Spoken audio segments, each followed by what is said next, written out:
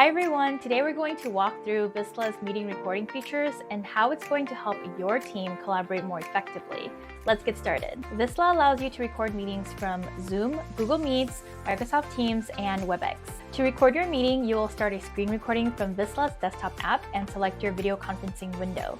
If you already have the Visla desktop app open, Visla will automatically detect that you are in a video call and prompt you to record your meeting. Make sure to let the other meeting attendees know that you are recording. One useful feature is the ability to take notes during the meeting, so you can record action items or key points, even include emoji reactions. These notes will appear as bookmarks in your transcript, making them easier to find them later on. Once recorded, these files are automatically stored in your Visla clips library. Here, you'll be able to view your video and the transcript, edit the footage, and more. So how can this help your team? Here are a few quick points. 1. Revisiting the meeting and transcript helps keep everyone accountable.